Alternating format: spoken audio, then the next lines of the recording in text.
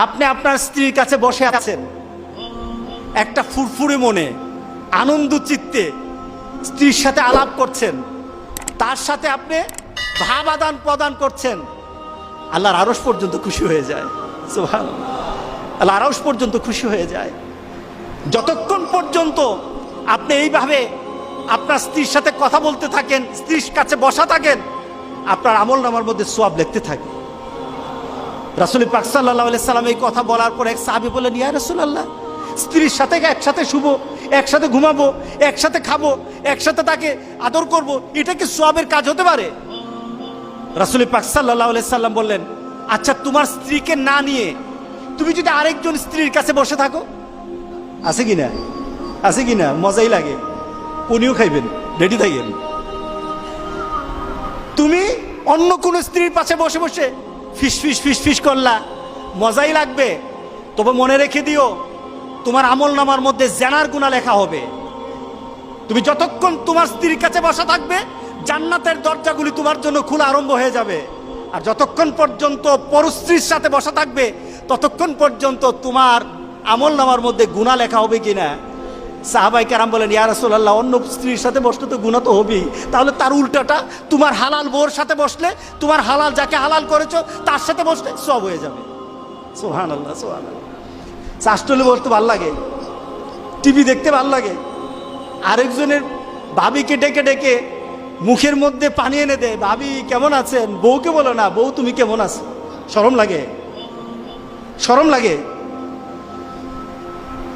রাসূল পাক সাল্লাল্লাহু আলাইহি সাল্লাম বললেন যে বিয়ের মাধ্যমে স্বামী এবং স্ত্রী, ছেলে এবং মেয়ের যৌনতাকে পবিত্র করা হয়।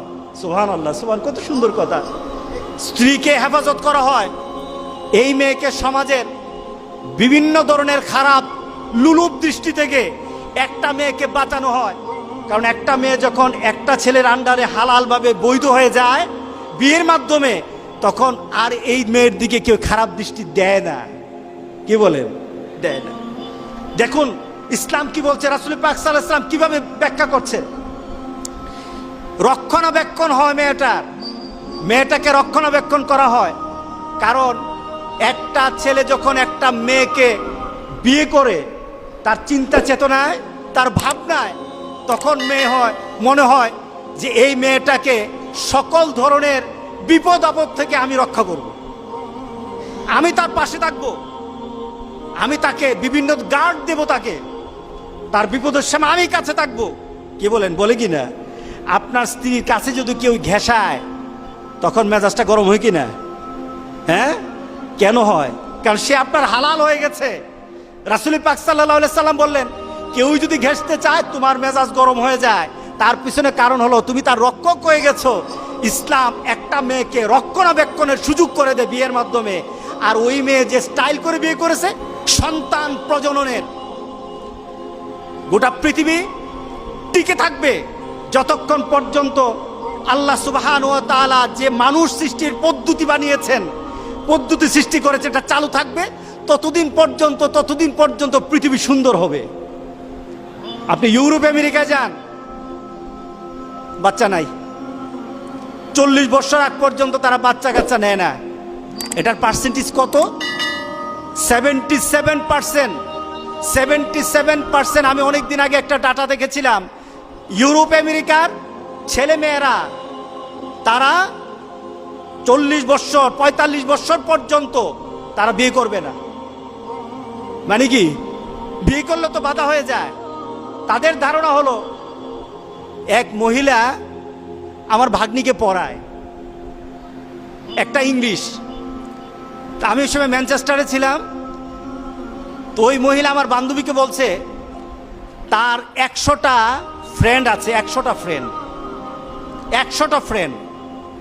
তো আমার ভাগ্নি মনে করেছে যে তার ফ্রেন্ডগুলি সবগুলি মেয়ে হবে। সে বলছে আমার 100টার মধ্যে 99টা হলো বয়ফ্রেন্ড, একটা হলো গার্লফ্রেন্ড। 99টা কি ফ্রেন্ড?